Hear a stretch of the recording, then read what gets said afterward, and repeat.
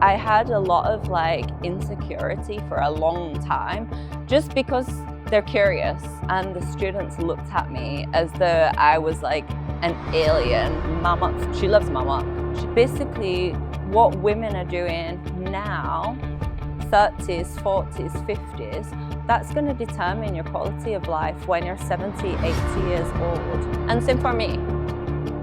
And I feel like we all have parents, we all have family who are older, and I feel like Welcome to the Drive to Success podcast, where we go beyond the titles and achievements to find out what fuels high performing professionals. And today, our title sponsor is Apex Autocars. Alif, can you tell us about it?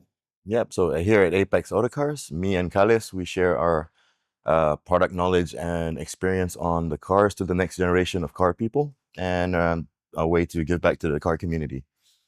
All right, and today we got a special guest.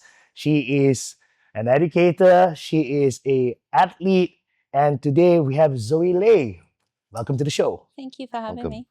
So, Zoe, obviously, I don't think you're from around here. So, where were you from?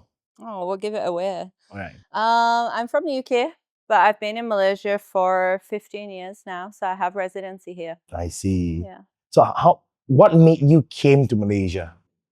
Oh, that's quite a long story. I have a childhood friend, Mm. and I grew up with her family. And basically, her dad came here for work many years ago, and he set up a business here. And then I came over for a holiday with my friend and her sister and a group of our friends. And then I went back to the UK, finished my degree, and there was a big recession at the time. There was not a lot of jobs. And so, yeah, I ended up going into retail, something that I hated doing. And I just thought if I want to know what my life's going to be like in the next 30, 40 years, then I stay in the same job, never be able to move out from home. And I wanted more from life, really. So I put my finger on a calendar and I booked a one-way ticket, not having any job. And I sold everything that I had on eBay and I packed one suitcase and I came by myself Mm. on the 30th of September. Right. Was the initial plan to be a teacher? No, actually, I wasn't even a teacher when I came here. All right. So my major was as a interior designer. Oh, okay. That was my major. I actually wasn't sure what I was going to do when I came here. So I'd saved up a little bit of money. I think I had maybe 10,000 ringgit. That was it. And it was suggested to me when I first came here that I tried teaching. Obviously, teaching you can do in any country around the world. So I had to look into it and I did my teaching qualifications here. And then that's where it all stemmed from. I see. Yeah. Now, I'm quite curious because, I mean, of course, I grew up in Malaysia, but how is growing up in the UK like for you? In terms of like my childhood or in Yeah, in terms of terms of like your living childhood, conditions? living or- conditions, what was it like I culturally? feel like it's very unconventional back in the UK. So I had a very unconventional, like maybe dysfunctional, I'm not sure the right word choice to use, childhood, but it was not out the norm. In the UK, a lot of couples don't get married when they have kids. A lot of couples will live together and have kids. A lot of families are raised by single parents. It's not uncommon for that to happen in the UK. So my dad left. He left my mum before I was even born. My mum was 19 when she had me, and I was raised as her being a single parent. So my childhood, I never had anything that I wanted, but I had everything that I needed. So in my childhood, I have very good memories being small of spending time with my parents, which you don't get a lot of now. Mhm. So I spent time in parks, I spent time on the beach. Like my mum gave me all of her time. But yeah, there are hardships that come from being single parent. And my mum's mum died when my mum was in her early 20s. So I grew up with no grandparents, and subsequently we ended up housing my uncle. Was only 15 at the time, so we had my uncle in our house.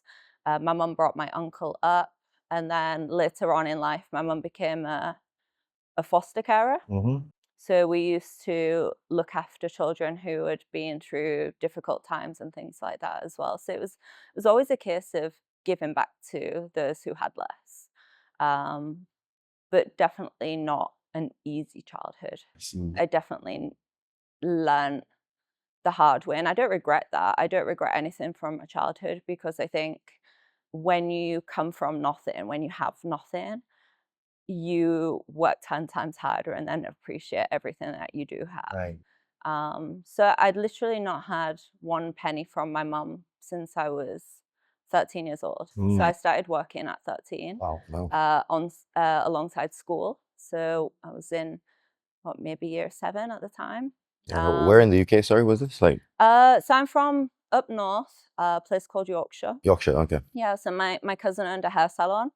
So alongside school in the UK, I would go work on weekends in the hair salon, washing old ladies' hair, learning how to do like prom hairstyles, sweeping up, making tea, and then just progressed from there. And then throughout college and university, started working in like boutiques. I got into the modeling industry and did that with agencies for many years, and then privately. So it was just a case of like, I was always hustling to make Money. money and to be able to provide. Like, I never knew my dad's side of the family. So, and my mom's side of the family, not having any grandparents, was very small. There's like, I think there was about 8 or 9 of us before my uncle got married.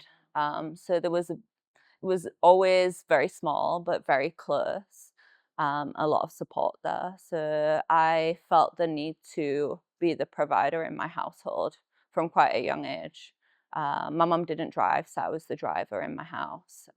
Yeah, and I brought quite a lot of the money in as well. So now, you were not born with a silver spoon in your mouth. So that sort of built that work ethic, that sort of habits that made you who you are today. So coming to Malaysia and then from interior designing going into education, well, that's a huge leap of difference. But you told me earlier before the show aired that you were, since the beginning when you entered into the education field, you were pretty much posted in a very high position, high pressured job. Is that right? Yeah. Right. So how did that sort of translate into your working environment? What do you carry from your perhaps your childhood or your work ethic into your work as a teacher? I've always been a person that strives to, I thrive on being in the highest position that I can and working my way up. So it was always a case of in the UK, I was always working my way up to management. Before I came to Malaysia, I was in retail. In that retail, I had my own brand there. I was in upper management in very early 20s. So it was always, I always had that drive in me to, it was kind of fight or flight mode, kind of. And I think that translated very quickly into teaching. But I was quite fortunate at the beginning because obviously I majored in design, so I wanted to teach in design. And in my first school, they didn't have any vacancies for a design teacher. So obviously, being British, I was given the opportunity to teach English and literature, something that I didn't want to teach. But actually doing that position, I found a lot of enjoyment in it. And it was something that didn't come naturally to me. So in the UK, you're not taught basic English, you're not taught basic grammar and Ah, punctuation. You're expected to know it already. So it right. was a lot of things that I had to revisit and do a lot of homework on and really study before. So I knew my area of expertise before I actually taught that to someone else. And then it just became second nature to me. And then very quickly, the head of the art department left the school, and I went straight into middle and upper management. Mhm. And then my last position, just before I resigned from teaching completely, I'd gone into pastoral care. So I was looking at children's well-being and behavior. But before that, before even pastoral, going into that, throughout my whole teaching experience, I had implemented a lot of things that related directly to my childhood, in terms of I'd done a lot of voluntary charity work. So like in my school, for example, we used to have these, I think you call them the same in government schools, Right. like morals. Yeah. So we used to have like character building and things where you demonstrate kindness or you demonstrate empathy or gratitude. And we were doing a task about like getting students to make posters on like empathy. And I'm like, how is this showing empathy? They need to be like actually practicing the skill and like demonstrating it. So I looked for non-government organizations here. And we worked with orphanages for many years within the school. So we used to do fundraising at every event that we could. We brought the students over to the orphanage. We brought the orphanage over to the school. So we worked with them for about 6 years. And that was something that I really enjoyed doing. And there are so many children here that don't have families, that need love, that need just some support as well. So yeah, it was an eye opener. In terms of, okay, I had a conversation with Alif long time ago. Because he's been both in the local streams and been overseas in the Australia for studies, right? And one of the key differences that he told me was the cultural differences that they have in terms of how they approach education or they are as a people. So when you came to Malaysia, was there sort of that culture shock when it comes to educating these perhaps students of Asian descent? Are they more reserved? Are they different than the people in the UK? In the UK, it's very different. I feel like in the UK as well, even I was very ignorant to a lot of things in terms of it's just things that you're not told, things that you're not, I mean, unless you go out and educate yourself, it's just not a thing of conversation. We don't speak about religion. We don't speak about a lot of politics. So it was just things that I didn't realize that were supposed to matter. And then I came to Malaysia and I got quite a shock in terms of like the diversity here in terms of like religion and culture and traditions. And so it was a lot of learning as I went, which was fun because all my friends were local at that time. When I started teaching, there was no other Caucasian person in my school at all. So I grew up with a very local perspective with local people around me, which was really nice as well. So I was shown everything from a local perspective, but it was also very hard because people will be friendly, but I was never one of them because I was never local. And I think that's kind of stuck to some degree.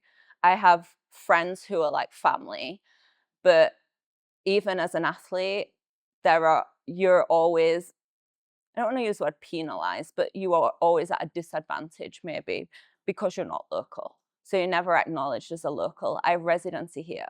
It's my home here. Like I have no address in the UK. So I've got nothing in the UK. If my family were not in the UK, I would never have gone back there.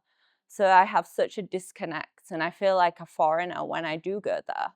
Like to me, this is my life, my home, and I've spent my full adulthood here from the age of, I think I was 23 when I came here. So yeah, it's that kind of thing. There'll always be some disadvantage for me. But the positive is definitely Right. outweighed the bad there. But then moving back to your question Which about is the the kids, school, the yeah. kids, questions. Mm. I'd had questions like, teacher, what religion are you? Or teacher, why do you talk like this? So that was one thing that I had to really focus on The when I first time they first heard an started accent, yeah, probably. when I first started teaching, because I walked into the classroom And we speak quite fast up north. And my accent, again, was much stronger. Yeah. Obviously, I've been here for 15 years now. I've still kind of got a mongrel kind of accent. It's still a mixture of a lot of things. But it was very thick back then. And I remember walking into that first classroom and the students looked at me as though I was like an alien because they understood nothing of what I was saying. They were just sat there like completely gormless, like, who is this person and what are they saying to me? Which is quite funny because as you teach them, like you go from teaching them from being like 11 years old and you see them right up throughout their final exams, same as SPM kind of level. And then they start giving you like sarcasm. They start talking to you in like Yorkshire slang. Yeah. What So does it's Yorkshire quite slang sound like? funny. Yeah. Can you like demonstrate what the Yorkshire sounds? I mean, we drop a lot of words. So I'm from a town called Hull. So instead of Hull, you'd say like Hull, or instead of water, you'd say water. Like you drop a lot of the letters in words and things like that. So, and we use a lot of Americanisms here. Like you wouldn't know being here, but a lot of people learn English through watching movies That's here. Yeah. So, like I would say to the students, can you go down, so for example, can you pass me that rubber? And they're like, what's a rubber? And I'm like, that there. And they were like, teacher, that's an eraser. And I'm like, yeah. So it was a lot of different words that I had to pick up very quickly as well. So you speak to be understood, basically. So yeah. How, do you get a lot of this I use that? so like subconsciously. So yeah, my friends find it quite funny when I come out with that as well. So did you have that in your vocal collab these days? I do, yeah.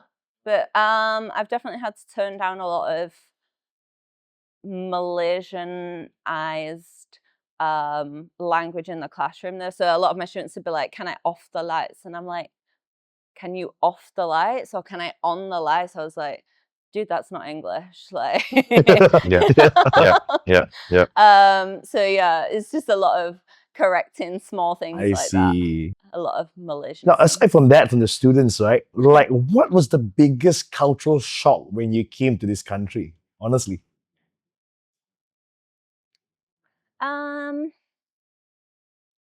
I think it was when I came here, it was not westernized at all. So there were no other foreigners here.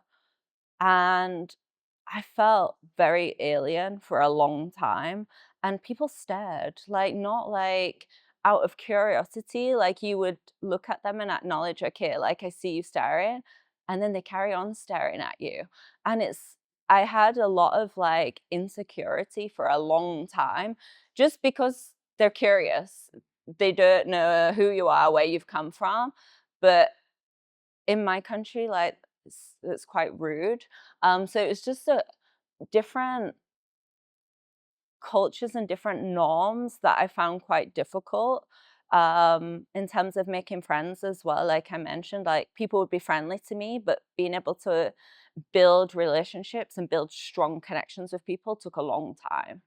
I mean, now I'm grateful for having a lot of local people around me, and I'm grateful for that. But it's taken a lot of hard work. How about the food? I love the food, but I mean, there's a reason why Malaysia has like Obesity. a high obesity level, and like 1 in every 3 have diabetes. But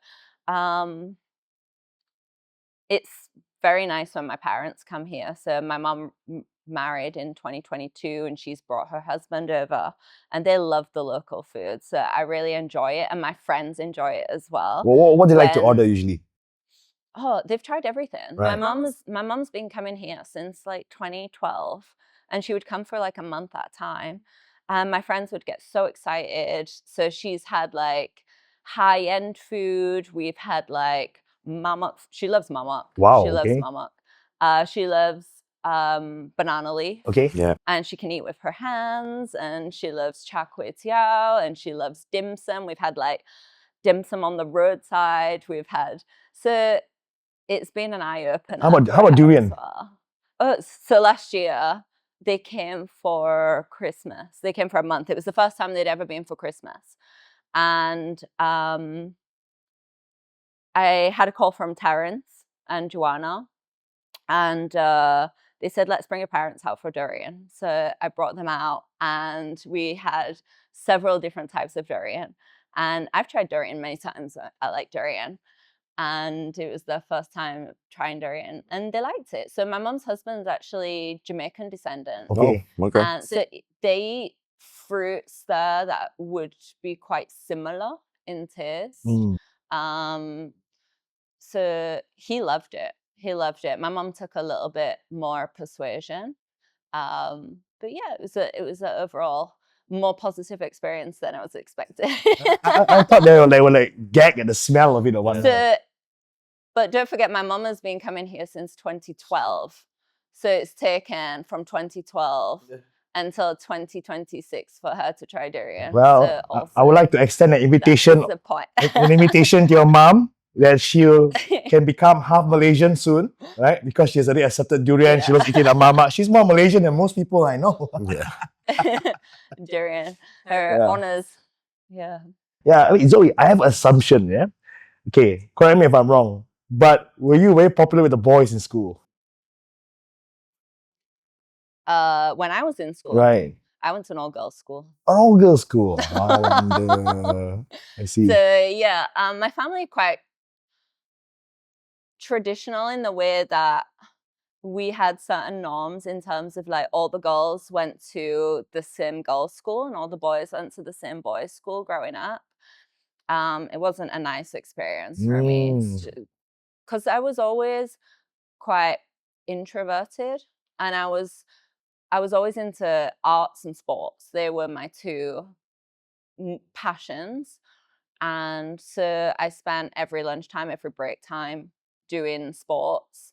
I think that kind of got me out of a lot of bullying as well in school. It can be quite nasty, especially if you're not in like the correct groups of friends and the popular kids. And it was the popular kids who were in all the lower sets as well. So if you were remotely smart, you were definitely not in the popular groups. So that was definitely a disadvantage to you. How about being a teacher? Do you have like students that have crushes on you? That laugh. Yes. That laugh. That's a yes. Laugh. I've got one funny story that I'll share with you. So I had this boy, I won't tell you his name, but I never taught him, but my friend taught him. And he would try and talk to me at every opportunity that he could. And I remember one teacher's day, we were having like pictures with everybody, and he said to me, oh, miss, can me and the boys have a picture with you? And I was like, yeah, sure. And in the next breath, I was getting all these messages from my colleagues and my friends of his profile on Facebook, and he'd cropped out me and him from this group picture, and then he put it as his Facebook profile picture. Okay. We had a good laugh about it, but it was quite funny because on his graduation, he just graduated, and it was the first time that I had met his mom and dad. And I said to him, "Oh, do you want another picture for your Facebook profile?" And you should have seen his face in front of his mom and dad. So I was like, yes, payback. But yeah, I think you learn not to take things too seriously, and I think I've had a very good laugh with a lot of my students as well. So I think teaching, the aim of teaching is you're not their friend, like, and it's clear that I'm not your friend, but you are everything in between. You are like the third parent, you are like the support system, you are like the counselor. They're the person that they're going to come to when things happen. And I had, being in pastoral as well, I dealt with a lot of very sensitive, very personal issues with students. So it's a lot of, and it's a lot. You carry a lot, but it builds that rapport with the student and the families as well. Now, Zoe, I want to ask something perhaps a bit sensitive, but I believe it's something that we can talk about. Mm-hmm. It's about, okay, I came from an all boys school as well. Mm-hmm. In my school, I love this line that I remember my discipline teacher at the time, Mr. Peter Q in St. Michael's Institution. He said on the first day of induction day in Form 1, he said, in St. Michael's, we care for the last, the least, and the lost. So one thing that we practice in a school is that we didn't have streaming. There was no such thing as the dumb student class or the smart class, right? So when it comes to education, what do you think is the most important? Of course, academics is one thing, but as you mentioned earlier about perhaps even manners, simple things as in like noticing what that kid needs. Like for example, if that kid has a tough time learning, could be other factors. Maybe their household has an issue. Maybe the kid has undisclosed problem. Mm-hmm. So, what do you think is important when it comes to these students or in education in general? In regards to streaming, it's a really tough one because from a teaching aspect, it is if you have students in your class who are mixed ability, then you find that you are utilizing your more abled students to teach those who need more support. But then are you challenging those who could be challenged further? But then, whereas if you are streaming and you have like a top class, a middle class, a bottom class, you always find that there's unfair distribution, and you'll find that there's lower ability classes, there tend to be more students. So are they getting the support that they need in those classes? So I think more priority has to be given to those lower ability classes in terms of being able to look at their individual needs and give them the support that the individual needs. And I was quite fortunate because in my last school, we had a lot of support in terms of like special needs support, pastoral support. So whether it was a behavioral issue, it would be given priority and focus that it needed. So we did, I mean, working in the pastoral department was a full-time job itself. And the issues that cropped up there would never be a day that would be the same as another. So you would always have issues and really sad issues as well. So particularly because I was the head of year 11, I had a very fragile year group. There were a lot of students who were not seen by maybe the parents or people around them that grew up in not very nice conditions, and that had a lot of effects later on in life for them. Yeah. But there's only so much you can do, Zoe, right, as a teacher. Yeah. So how does it that break your heart sometimes? When I first got into pastoral, because you build an attachment to these kids. They're your kids, they're my kids. Like, they're not biologically my children, but I'm seeing these students more than their parents are seeing these students. I'm seeing their students more than their friends. I am seeing them more than anybody else. And I'm talking to them about things that nobody has ever talked to them about. Like, I would have students who would come up to me and say, like, I've never been told that I'm loved by my parents. My parents have never told me that they love me. I've had students who have self-harmed or tried to commit suicide, like really terrible things. And you are kind of like the missing puzzle piece that they need. They don't need you, they just need you to be there to listen to them, like as like an outlet, and you do take it on. You do. And I feel like if you didn't take that on personally, then you're not human. But you do learn to manage it better. I feel like the longer you do something, um, the more you learn to handle it, and the more that you learn to cope with that as well. And I feel like at the end of the day, if you come with the mentality that I am doing this job because I want to do this job and I want to help, and I am helping and I am making a difference, then I would rather make a difference than know that this child was going through something and not do anything about it. All right. So Zoe, what led you to compete in bodybuilding? I kind of stumbled upon the opportunity. So I joined a new gym, True Fitness, around 2013, 2014. And I was going to Jaya 33, so that was in PJ.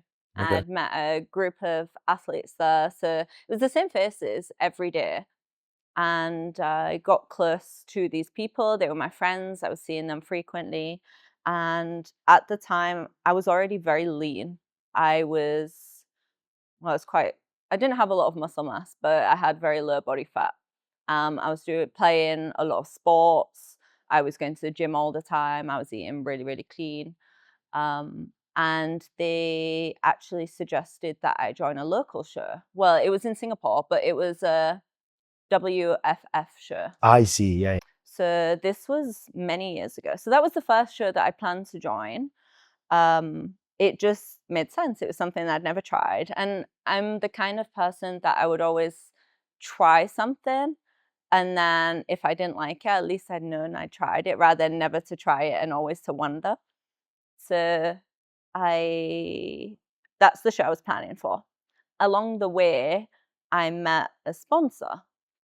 And this sponsor said to me, would you like to come with us to China? I'm doing a competition in China. I'm one of the sponsors. We're going to take a group of athletes there. Would you like to come to China?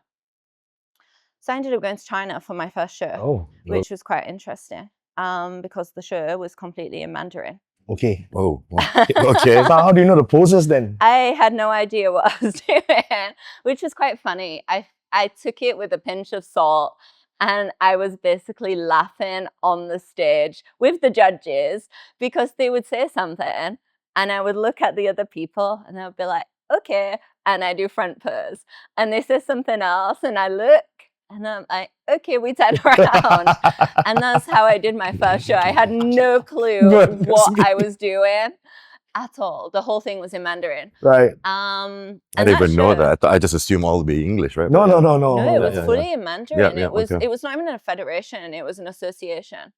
But it was such a good experience and it was outside. So basically I had planned with my posing coach in Malaysia for a stage, a rectangular shaped stage, and the stage was a circular stage outside. So Wow. it was circular. There were many different categories. So we had some random sponsor come and give us clothing and said, oh, can you put this on? And we're going to do a photo shoot and then we're going to do some posing on the stage. And so I was just completely not prepared for it at all.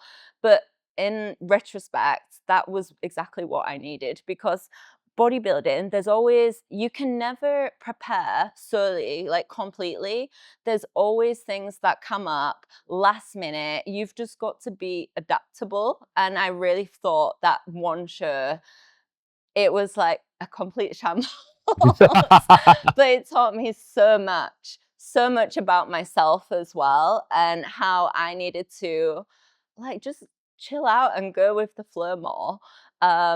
Yeah, my second show again, China. I went to Hainan and competed in Sanya. I got champion. But like I thought I was competing on stage, and no, we're gonna put you on super yachts, and we're gonna do the rounds on super yachts. Super yachts? Yeah. What? Yes, wow. So we were competing from like 6 o'clock in the morning, 8 o'clock in the morning. So wait, there's a bodybuilding show on a super yacht. Yeah, they What? started the rounds. So we did these rounds, the ladies, there was 80 or 90 girls in my category. And we were going in batches of 10. You go on the yachts and you pose, and literally on the opposite yachts are the judges and the photographers. So it was an eye opener. How do I It was not? such a good How do I not experience. know this? So this is in China? I didn't know It's in this. China, yeah. And there were like almost 550 contestants. It was a huge show. And I'm talking, it was an international show. Okay. And then I went with a group of athletes. I went with, there were many of us competing from bikini to, I was the only female. But I met friends there. And then there were others competing in physique and bodybuilding. And yeah, I won champion in that show. But I didn't know because this was dual language. So a lot of it was Mandarin. And then they had like a translator there. So I was on the stage. And I remember before I went on the stage, I was so happy that I was in the top 10. I was so happy already that I was in the top 10 out of all like 18, 90 girls. And my friend was in the top 10 with me. And I was just so happy that I'd even got to that place. And we went on stage and we stood next to each other. And I was just grateful already. And I didn't have a clue. And they're calling out the places. And my friend got called out. And I was so happy that she got a medal. I had no idea what place she was in because it was said in Mandarin. And then they called my name and I went forward and I got a medal and I didn't even know that I'd won. I didn't even know until the translation came out later. So it was like this delayed shock. And I was just like absolutely gobsmacked because like, I feel like with bodybuilding, it was never about going with the intent of winning ever. And that was just like something that I never even perceived would happen. But yeah, it was the biggest shock ever to me, really. Yeah, it was the start of many, many years in the industry. What would you say would be, aside from the one that you told us, your greatest or best memories competing, Zoe? I went to my hometown. So I remember I was looking at the calendar. So every end of the year, I would always wait until the IFBB calendar would come out for the next year. And then I would plan ahead and plan my shows, get ready. And I remember it came out and I'd just come back from home with my family at Christmas. And I saw it April, first ever IFBB show in my hometown, first ever one. And I was like, I meant to do that. In the same year, there was the first show in my hometown and the first bikini show IFBB in Malaysia, in KL. And that year was so sentimental for me because it's like both of my homes in one year that I got to compete in. So I went back to UK in April to compete. And I arrived, it was -1 in the UK. And it's very different competing when you're in a cold country whereas in a hot country. Um, How do you even get a pump when it's that Oh, cold? it's not even about the pump, Jason. Like, can you imagine getting your spray tan, Right. being naked, Yeah. getting a spray tan, and it's -1, and you're not even in a room. You're in like some corridor of a Yeah. convention Yeah. center. Yeah. And then you got to stand there and let it dry. It was like, That's I so thought cold. certain areas were going to snap off, but it was, yeah, it was cold. It was different. It was very different. I thought I was cold here when I get a spray tan, but no, it's next level. Yeah, but it was the first time that my mom had got to see me, and at the briefing, I had won a backstage pass. So my brother came backstage, and my brother did the pump up with me. So it was just so sentimental. Like literally, my mom and my brother are the closest two people to me. And for them to be at the show with me, it was just like something that that opportunity would never come again. So yeah, it was very sentimental. Yeah. So I saw on one of your posts that you were mentioning that bodybuilding can be dangerous, and can you elaborate on that? Yeah. So when I first started bodybuilding, there were not many female athletes. So you would learn from others. I would do my research on the internet. Yeah. I would Sorry, what year was listen. this? Like rough 2016. 16. Okay, yeah. Yeah. I understand. So I started competition prep 2016 and I competed 2017. So I didn't know what I was doing. I'd never done it before. There were no other females to really talk to or get guidance on. So it's a lot of males. A lot of people want to help. So a lot of people try and give you input and do this or try this. So I did. I'm trying what everybody is telling me to try. I'm doing what everybody's telling me to do. But when you are doing drastic changes in terms of dieting, in terms of cutting off fat or cutting off carbs overnight, bringing your body fat very low, it has consequences. Bodybuilding is an extreme sport and you go to extreme lengths. And when you go to extreme lengths, there are consequences that come with that for everybody, not just females, for males as well. Females, we are a little bit more complex in terms of our hormones. So once your body fat gets very, very low, your menstrual cycle will stop. So I had that experience myself in terms of my ovaries stopped working. So basically, my body had tried to go into menopause when I was in my 20s. Wow. Wow. Which meant I had to go on a lot of medication to rectify that afterwards. I triggered my thyroid. So I had hypothyroidism. Basically, it stemmed from cortisol levels, your body's stress hormone. So when you elevate that to a point where it is consistently elevated, then everything else is triggered. So it triggered thyroid, it triggered all these other things. So it was my lifestyle. My body was basically telling me like to reevaluate, to stop what you're doing. So your body gives you signs. These are some of the signs. So for females, like, and I feel like it's obviously becoming a lot more popular in KL now as compared to what it used to be. It's quite trending for people to try competing. There's a lot more awareness on it, but with that awareness as well comes a lot of negativity. So when you compete as a new person, you are basically putting your life into the hands of another person, into your coach. So you have to trust your coach 100%. If you have a coach. I trust you, buddy. Yeah. You do. But when you do that, your coach is responsible for looking after you internally, externally, looking after your diet, looking after your mental health, everything. It is so important as well. And I feel like nowadays, a lot of people try and take shortcuts, and it's becoming more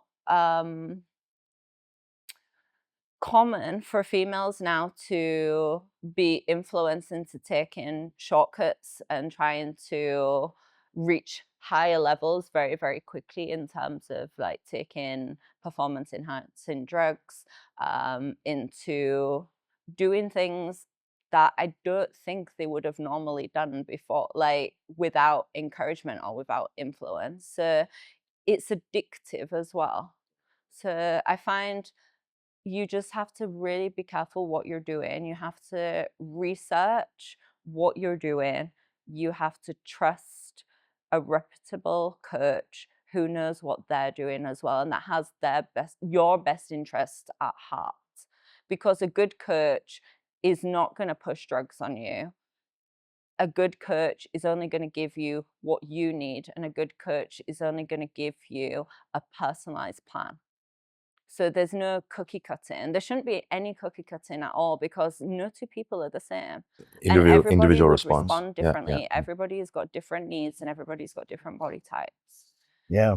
Alif, don't worry, I'll lower your dosage after this. But bodybuilding is a learning curve. It's a constant learning curve, and you're constantly doing a show, evaluating how the show went, so we call it post-mortem with my coach, looking at your body, what works, what's not working, what we need to work on next time for improvement. So again, that builds a lot of it. It's not just you looking at yourself physically, but you have to be very critical of yourself. You have to be very thick-skinned against constructive criticism. It's just as much a mental game as it is a physical game, if not more. Circling back, Zoe, to the sort of like damage done, right? How can you give us an idea how that felt like for you? Like, is it low energy? You couldn't focus? Yeah. And what are the things that you did or supplements you took Yeah. to sort of bring back yourself? bring back the levels of progesterone and stuff that you were mentioning before? For me, I knew something wasn't right when I felt very irrational. Like, I'd always been very level-headed and very clear-headed, and I felt like my moods were very irrational. Like, one minute I would be crying. I never cried. And I would be crying for no reason. I would call my mom and just be crying, and she would say, like, "What are you crying for?" And I'm like, "I don't know. I don't know what I'm crying for." And then the next minute I would be like really angry. My moods were just all over. I didn't really know who I was anymore. I was having irregular cycles. Sometimes I would have a cycle, sometimes I wouldn't have a cycle. And this is before my body fat got low. This is before I was really prepping for a show. It was just as I was starting out. And I went for a blood test, and my doctor said, like, my progesterone was 0.2, and he said, like, "Zoe, like, you are gonna end up making yourself infertile. Like, your progesterone's at 0.2, which means that you're gonna struggle to have a baby. Like, that's the reality of it." Like, so for somebody to just jump in or do crazy dieting or trying drugs or whatever, like, you have to be aware of the risks that are involved. I triggered mine through my diet. I'd cut off my carbs, I'd cut off my healthy fat. I was doing crazy excess cardio. I was barely sleeping. So my body was in fight or flight mode all the time. My cortisol levels were maxed. Um, and it damaged me. It damaged me, like, and it took me a long time to get that back. So for me, like, post comp as well is really important because you never feel full ever. Right, that's true. And even my last show last year, and I feel like I've been in the industry for a long time, competed a long time, so you know what to expect more and more. Does it get easier? No, but you are more of aware of what's going to happen, so you can preempt it. You can prepare yourself for it more, I think. And I knew it was going to be difficult, but I'd be having like feasts in the middle of the night at like 2 o'clock in the morning, and I would be starving, and I couldn't satisfy that hunger. And it was just a horrible feeling. I'm talking like pains in your stomach because you're so hungry after you've eaten. So I really tried to, it's very easy to go into a bad relationship with food. And I've seen it, I've done it, I've been there. But I think it's also important to know when there's a red flag and that you're able to do something about it, because a lot of people don't know what to do, don't get help, and that's when it can spiral out of So, control. I'm going to ask this, right? So now the bikini division has exploded in terms of popularity since the year that you started to now. I mean, it's tremendous, right? So many shows. So there are more ladies coming into it. And as you mentioned, it's prevalent, it's across the board. I think both men and women suffer this, which is the sort of drastic low calories, the excess cardio that puts them at a hormonal imbalance, especially women, right? So before we started the podcast, you mentioned about, hey, actually, you can even do this naturally through diet in terms of reversing it. So, could you perhaps shed a bit of light on this so that our viewers, those who are planning to compete or those who are suffering this current problem that they have right now, how can they come out of it through food? You need to be you need to be on a high-fat diet post-comp. So healthy fat promotes and regulates hormone production. So you need to make sure that your healthy fat intake is higher post-comp, but also it's you need to have a proper reverse diet in place with your coach as well and be accountable for that, because when you're obviously healthy fat is more calorific than carbs and protein as well, so you're going to be in a calorie surplus. I think there's a lack of education of what's going to happen next. There's a lot of plans put into place pre-show for show day, but there's a lack of post-comp awareness and post-comp planning. And I feel like that's where a lot of people fail, because they're not prepared. They don't know what's going to happen next. They have all these hunger cravings. They gain a ton of weight overnight, yeah, in the next few weeks, and spiral physically, mentally is very easily done, and they don't know what to do or what they should be doing. There's no plan in place. But for females, there needs to be a proper plan in place. You need to make sure that you are getting enough rest, that you're bringing your cortisol levels down, because cortisol levels are going to be elevated. You need to prioritize your mental health. But in terms of diet, you need to be, I mean, not restrictive, because when you restrict yourself and you're not working towards a goal as well, there's always going to be rebounds and whatnot that come from that as well. So you need to have a proper plan in place in terms of and maybe an 80-20 split. So Understood. the cortisol control comes with lifestyle, diet, and recovery. Is it? Yeah, Okay. everything. Yeah. So just making sure that your stress levels are lower, intensity of your workout is lower, Oh, just like whilst your body deloads. Yeah. recovers. It's like, it's a big ordeal. And I think a lot of people, because the show's over, and then a lot of people are like, what's next? They get the post-show blues because they've not got that goal to work towards as well. But they need to remember that post-show as well is your optimal To time grow. to make Yeah. improvements. So Yeah, what so would optimize that. And I feel like a good coach should do that, should optimize that 1 month period after your comp as well. yeah, understanding everybody's like individual response, but is there like a general rule of thumb to like a rough macro to aim to for that health phase post comp? I really think it depends on your plans post comp and whether you plan to compete again or not. I would go on a healthy, just a maintenance diet, like calories, and I would probably do an 80-20 split in terms of clean food and then having a treat when you feel like it. But I think it's a case of not, you have to have a healthy relationship with food.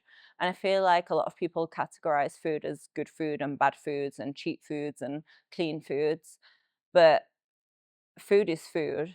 And I feel like if you're going to restrict yourself, that's it's not healthy again in the long run as well. So I think it's about getting that balance and healthy relationship back with food and being able to have something without guilt, or have something but the control to not have like 10 of them or whatever.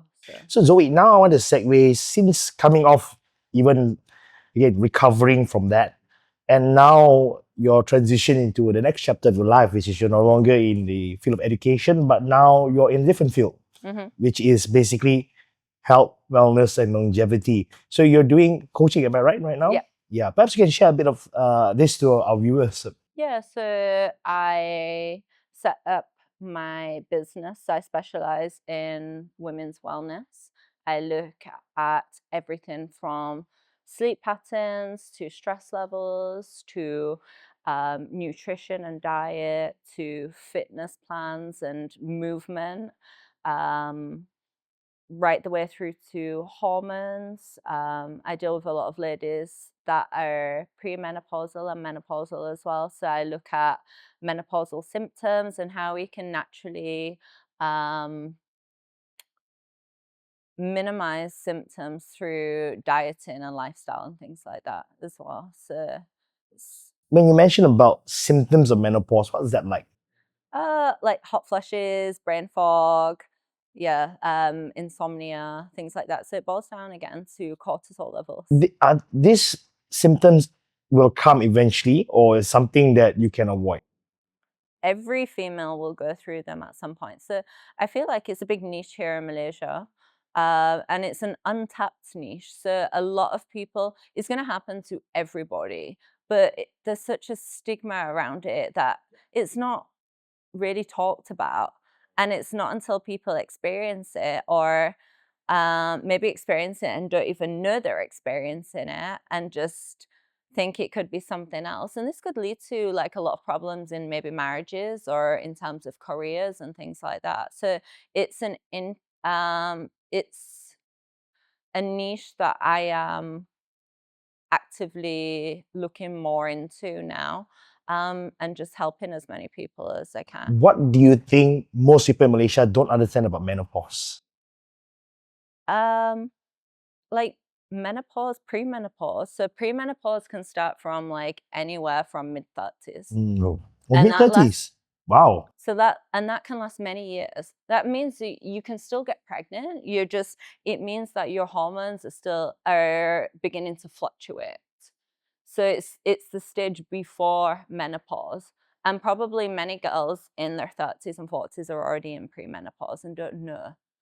But there'll be small, subtle, or maybe less subtle signs in some people in terms of periods becoming longer or irregular or maybe more painful, less painful. So there'll be small changes to um, maybe their moods, maybe their cycles, maybe their sleep patterns as well, like less frequent sleep or waking up, disturbed sleep, and things like that, that are all contributing to the symptoms of So if premenopause. let's say, okay, wow, this is totally something new for me today. I've learned a lot. But I'm curious, okay, let's say I am a woman and I have menopause right now. When I coach with you, what are the expectations can I get? Like what should I expect? Do I like feel better or manage it better or go through it better? So could you take me through it? So I feel like when a woman is in menopause, so just to clarify, when a woman is in menopause, that means that she doesn't have a cycle for 12 consecutive months. Oh, Wow. Completely. That officially makes you in menopause. All right. So if you're having like a cycle 1 month and then off for a few months and then a cycle, that is premenopause. So premenopause can mean you still have regular cycles or you could have irregular cycles. Menopause is no cycle for at least 12 months plus.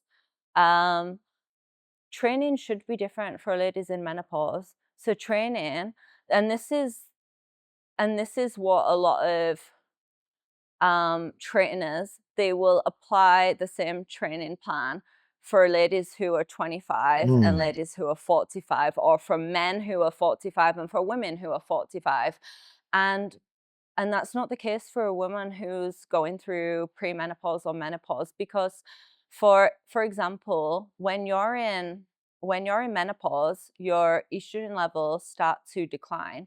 When your estrogen levels decline, you will start losing your lean body mass. When you start losing your lean body mass, that makes it more difficult to retain muscle.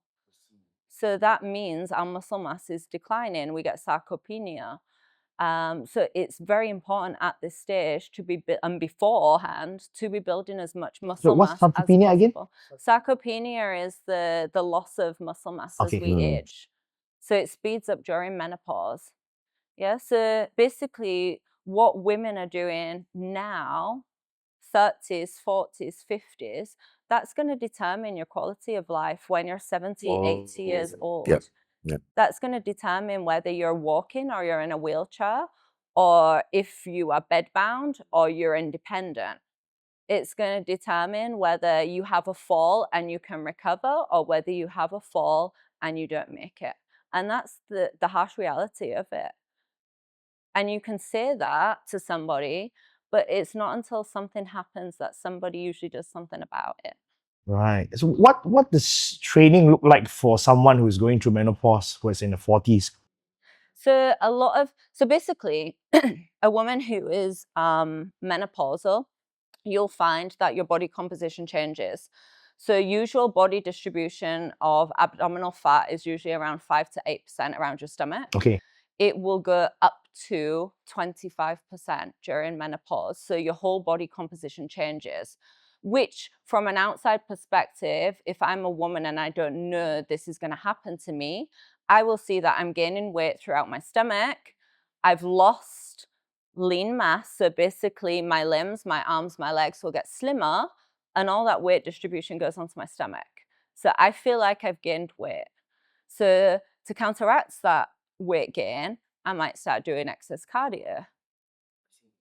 But in reality, excess cardio elevates your cortisol levels. Oh. So women during menopause, if you have excess cortisol, if you have high elevated cortisol levels, that's going to affect your sleeping. Your sleeping is going to have a knock-on effect on food cravings and make you crave sugary foods, instant energy. It's going to make you retain stubborn abdominal fat, belly fat.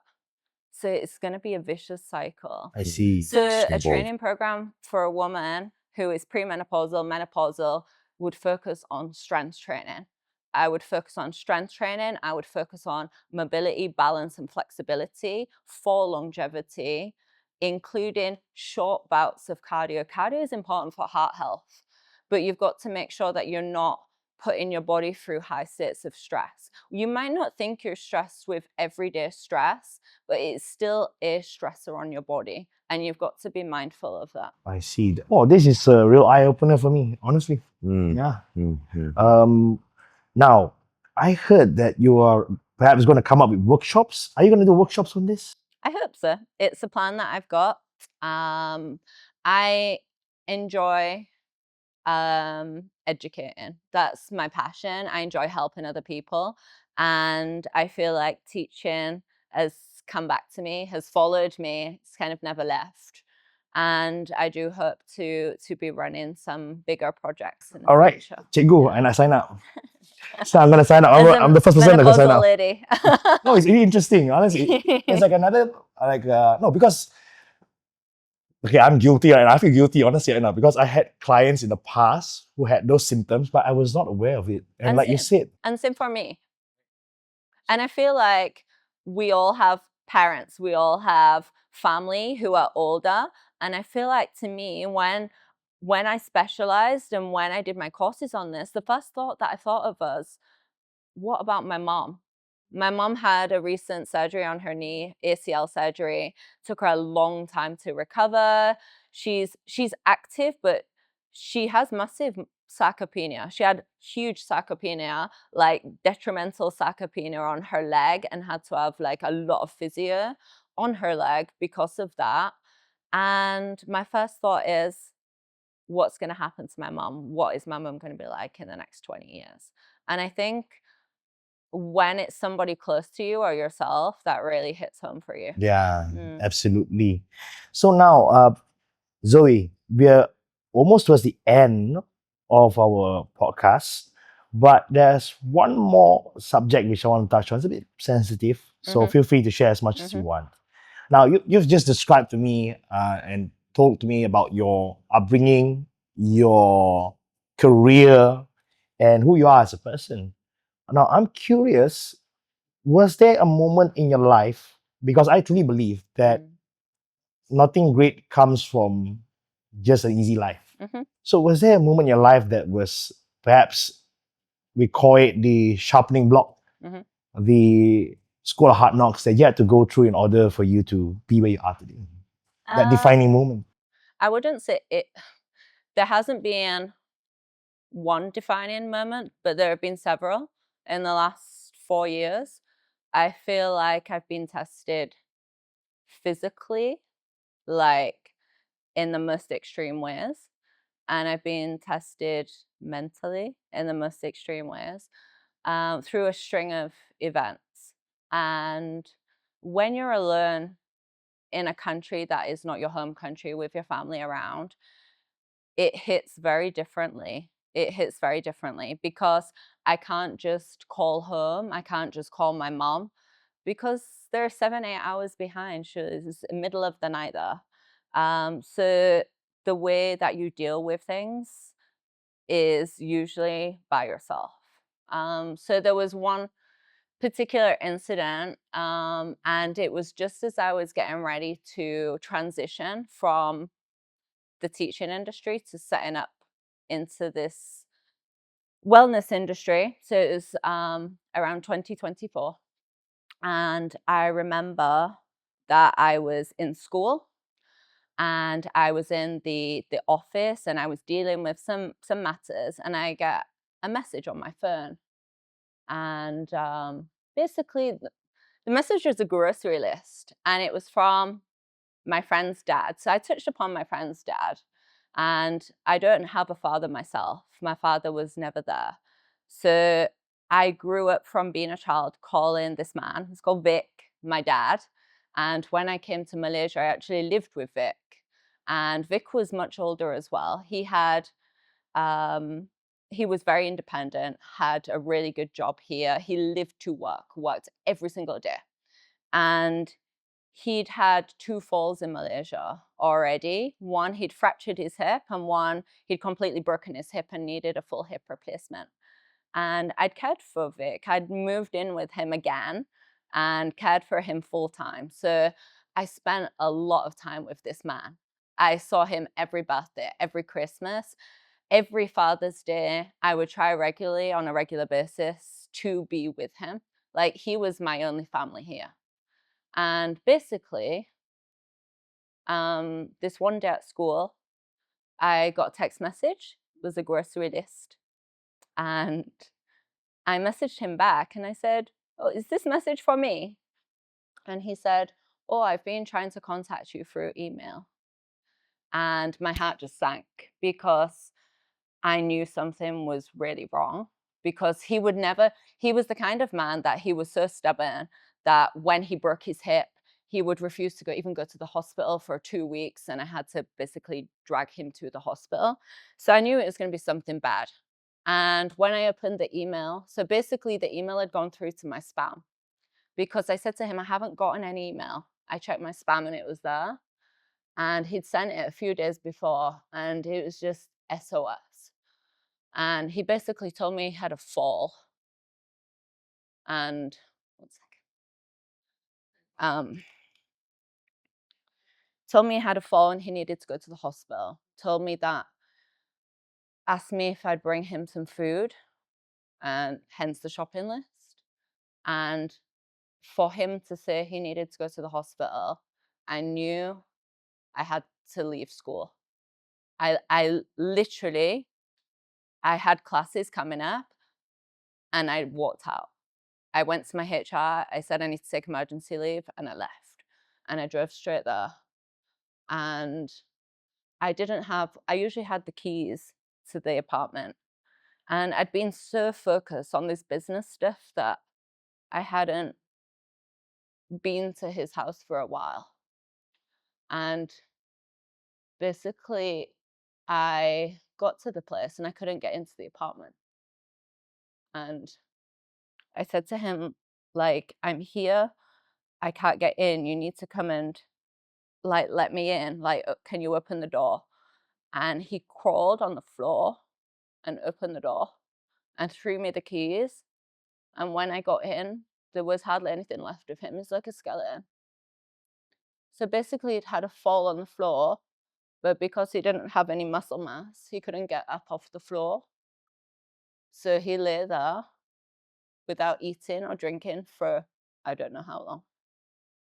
And I got him up and I carried him onto the bed and I dressed him, and his belt that he would normally wear was hanging off him by like this much. I couldn't even dress him because his clothes, his shorts were like this much too big for him. I literally tied his clothes to his body, and I called the security guard, and we got him a wheelchair, and I took him to the hospital in Subang, and I had to lay out 10,000 ringgit of my savings, and we put him in the hospital. And as soon as I got him there, he went unconscious. So it was really difficult for me. And I called his family up, his daughter. So basically, his family are not here. It's just me. And he went through a point a few years back when he went bankrupt of his business, and his wife left him, and his daughters had no more contact with him. And basically, I messaged his wife and I said, I need some help.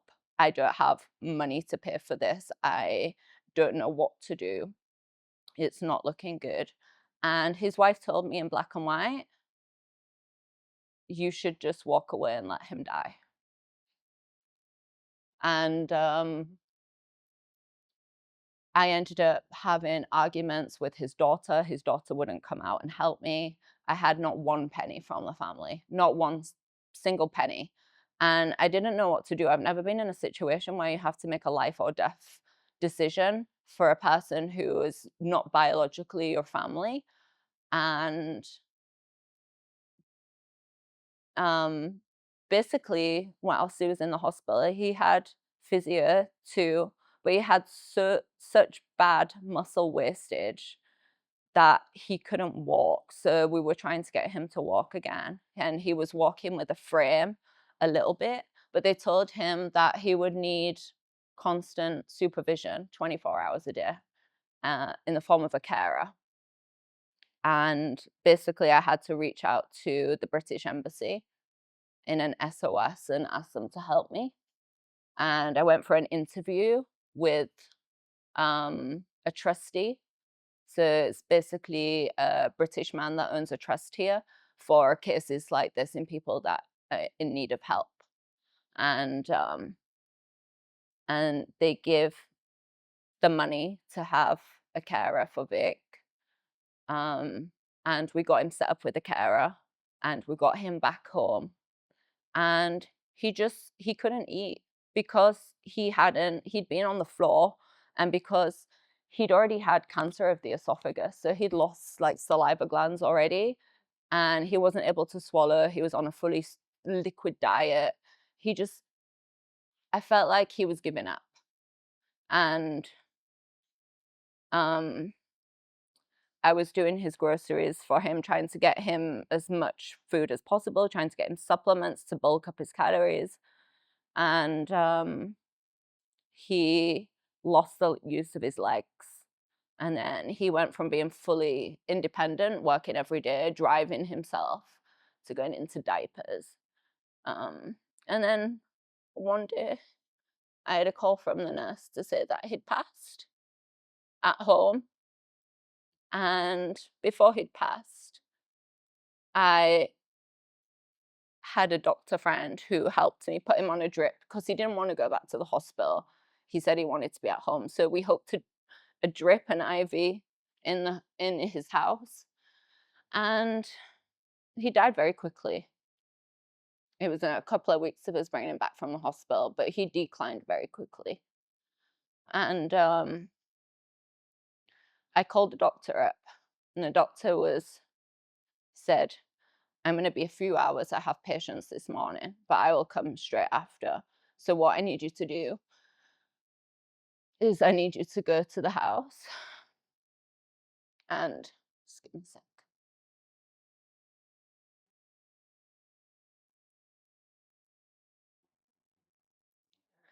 I need you to go to the house. I need you to find some bed sheets, cut them up into strips, and bind his arms and his legs to his body, so that when rigor mortis hits it, like sets in, when his body stiffens, they'll be able to get him out of the apartment. So I'd never seen a dead body. And to go in and to have your only person here, like in that position, and have to do that, and have all of his family walk away, including my best friend from childhood. And I had to cremate him the next day. And then there was no will, there was nothing. So I had to move out his full apartment, and we ended up putting him in a cemetery. I had to make his headstone, I had to make everything for him. And it's just very sad because the family got in touch with me after everything that I'd done, and they wanted receipts for everything that I'd paid for, to show that I hadn't spent, like, taken his money. So, and he didn't have any money to start with. Vic had nothing. He was a very simple man. He had nothing. And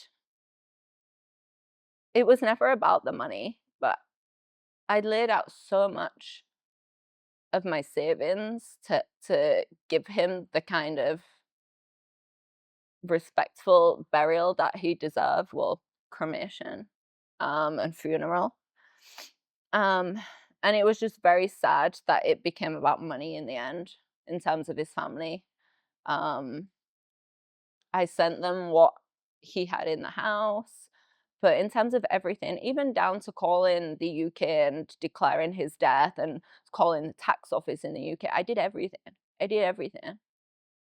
And there's not been an instant where I've spoken to his family afterwards and they've said, like, thank you. It's just been like, but there's always, like, that guilt that I could have been there sooner. Or there's always that guilt, did I do the right thing? Is that what he would have wanted? And I feel like this situation really puts things into perspective about, like, again, the point about sarcopenia, about muscle loss. Like, had Vic been physically fit, he would have gotten himself off the floor. So again, I don't know. It's like your most loved ones, right? And I lost my only person here. He was like my support system. So yeah. Understood. And that's wow. I'm almost speechless at this point, honestly, Zoe. But one thing I can tell you is you're an amazing person, honestly. Thank you. You're amazing. Man, when I lost my dad, I thought that was tough enough, but I couldn't be.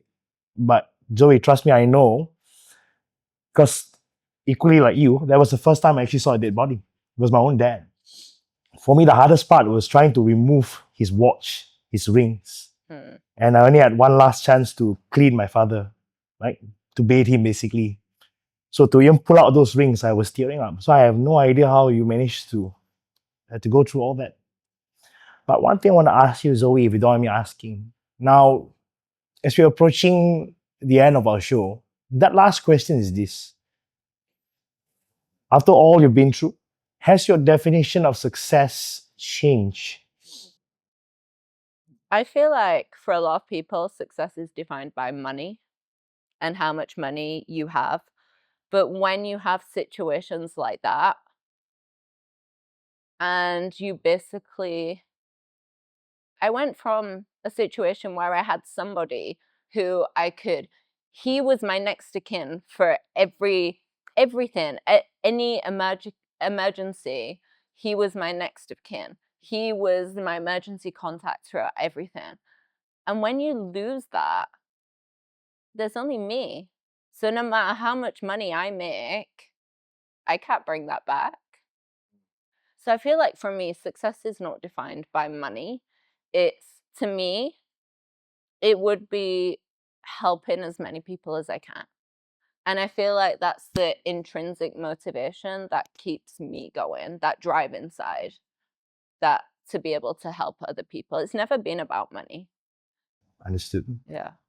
So that's amazing. And I truly thank you, Zoe, for coming on the show. Thank you for having me. For sharing with us so much. I've learned so much today, honestly, about sarcopenia, about women's menopause and how that affects them, and of course your story personally. I learned a lot about you as a person. And we've known each other for what, I think close to more than 5-6 years right Yeah, now, long right? time, long time. Yeah, so it's nice to finally catch up and to know who you really are, Yeah. honestly. Yeah. So Alif, any last words? Any last thing you want to ask Zoe before we go? How does my wife join your class? Yeah. No, because what you spoke about, it's almost unheard of here, where you have different training philosophies, nutrition plans, and stuff like that for people facing specific health issues, especially the pre and post menopausal one. So I do know my wife's going through a few things.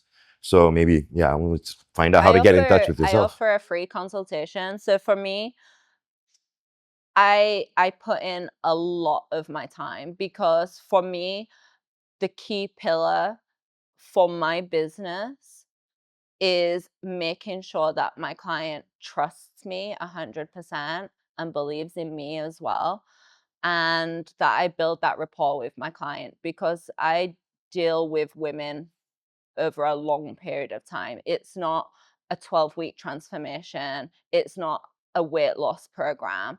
This we're talking about is menopause, postmenopause. Postmenopause is your death after that.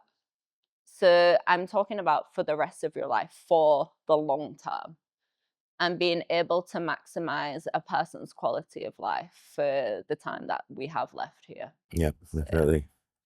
So yeah. So maybe after this you can connect her together. Yep, Yeah. for sure. So anyways, thank you so much, Zoe, Thank for you. coming on Thank the you show. for having me. All right. Yeah. Yes, thank you. So thank you guys so much for watching Drive to Success with Zoe Leigh over here. Make sure to subscribe to our YouTube channel, follow our social medias, and till next time, join us again on the Drive to Success podcast.